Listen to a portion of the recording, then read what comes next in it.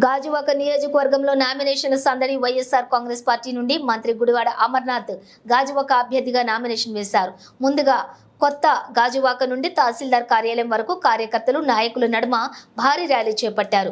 అనంతరం మంత్రి గుడివాడ అమర్నాథ్ మాట్లాడుతూ సీఎం జగన్మోహన్ రెడ్డి సంక్షేమ పథకాలు ప్రతి ఒక్క గడపకు చేరాయని, గెలుపు కోసం ప్రతి కార్యకర్త కృషి చేయాలని అన్నారు.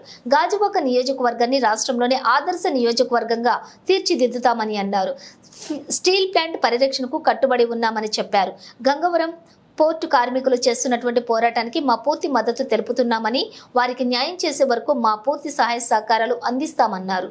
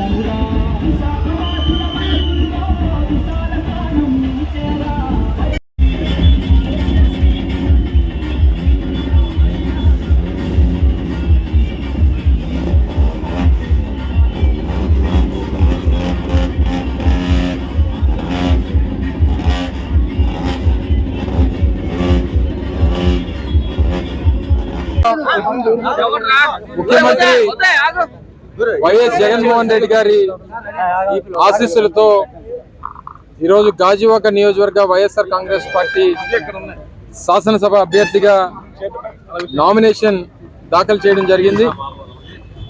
గౌరవ ముఖ్యమంత్రి జగన్మోహన్ రెడ్డి గారి నాయకత్వంలో 2019 సంవత్సరంలో ఏ రకంగా రాష్ట్రంలో వైఎస్ఆర్ కాంగ్రెస్ పార్టీ ఘన విజయం సాధించిందో, మళ్ళీ రెండోసారి రాష్ట్రంలో వైఎస్ఆర్ కాంగ్రెస్ పార్టీ నాయకత్వాన్ని జగన్మోహన్ రెడ్డి గారిని మళ్ళీ అధికారంలోకి తీసుకురావడానికి ప్రజలు ఎంత ఉత్సాహంగా ఉన్నారో అనేటువంటిది ఈరోజు జరిగినటువంటి నామినేషన్ ర్యాలీలో మీరందరూ కూడా చూసుంటారు. ఈ ప్రాంతంలో పుట్టి పెరిగినటువంటి వ్యక్తిగా గతంలో నా కుటుంబం నుంచి నా తాత తండ్రి ఇద్దరు ప్రాతినిధ్యం వహించినటువంటి ఇదే నియోజకవర్గం నుంచి ఈరోజు ముఖ్యమంత్రి గారు నాకు అభ్యర్థిగా అవకాశం ఇవ్వడం, గడిచినటువంటి నెల రోజులుగా పెద్దలందరి తాలూకా సహకారం, స్థానిక శాసనసభ్యులు నాగిరెడ్డి గారు, మాజీ శాసనసభ్యులు వెంకటరామయ్య గారు, గురుమూర్తిరెడ్డి గారు, అలాగే ఉరుకుడు అప్పారావు గారు, అలాగే చాలామంది, నిన్ననే పులిస్ జనార్దన్ గారు, గౌరవ మాజీ మేయర్ గారు, వారు జాయిన్ అవ్వడం జరిగింది. ఇంకా నియోజకవర్గ వ్యాప్తంగా ఉన్నటువంటి ప్రముఖ నాయకులందరూ కూడా పెద్ద ఎత్తున పార్టీని విజయం వైపు నడిపించడం కోసం పడుతున్నటువంటి కృషి మీరందరూ కూడా చూశారు. తప్పకుండా ఏదైతే ఈ ప్రాంత ప్రజలు కోరుకుంటా ఉన్నారో, ఈ ప్రాంత ప్రజల తాలూకా ఆలోచనల్ని, ఆ తాలూకా ఆశయాలని, మరి ముఖ్యంగా గాజువాక నియోజకవర్గంలో ఉన్నటువంటి ప్రజల తాలూకా భవిష్యత్తుకి, ముఖ్యంగా ఈ ప్రాంత అభివృద్ధికి పూర్తి స్థాయిలో దోహదపడతాం అనేటువంటి విషయాన్ని కూడా ఎక్కడికి వెళ్ళినా సరే మనం చెప్పడం జరుగుతూ ఉంది. ఒక లోకల్ మేనిఫెస్టోస్తో కూడా ప్రజల్లోకి రావాలి, వారందరికీ కూడా స్థానికంగా ఉన్నటువంటి ఆలోచనల్ని మనం ప్రజల ముందు ఏ రకంగా నిలబెట్టుకుంటాం అనేటువంటి విషయాన్ని చెప్పాల్సినటువంటి బాధ్యత కూడా అభ్యర్థిగా నా మీద ఉంది. కాబట్టి తప్పకుండా ఆ విషయాలను కూడా త్వరలోనే ప్రజల ముందు పెట్టేటువంటి కార్యక్రమం చేయబోతా ఉన్నాం.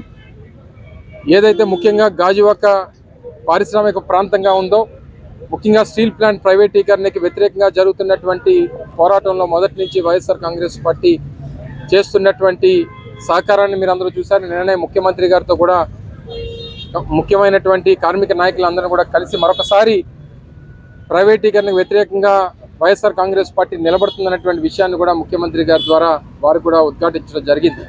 వీటన్నిటినీ కూడా ప్రజలకు తీసుకెళ్తాం, ప్రజలకి చెప్పేటువంటి కార్యక్రమం చేస్తాం. గడిచినటువంటి 5 సంవత్సరాలుగా జరిగినటువంటి సంక్షేమం, అభివృద్ధి గురించి వారికి గుర్తు చేసేటువంటి కార్యక్రమం చేస్తాం.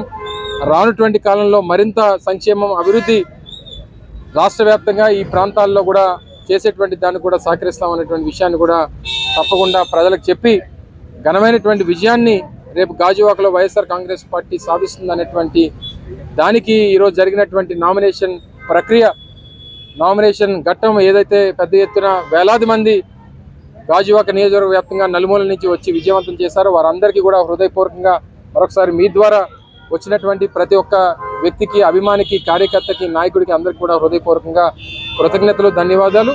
మరి ముఖ్యంగా మీ అందరికీ కూడా సహకరించినటువంటి మీడియా మిత్రులకు, పాత్రికేయ మిత్రులకు అందరికీ కూడా మరొకసారి హృదయపూర్వకంగా ధన్యవాదాలు, కృతజ్ఞతలు తెలియజేసుకుంటాం.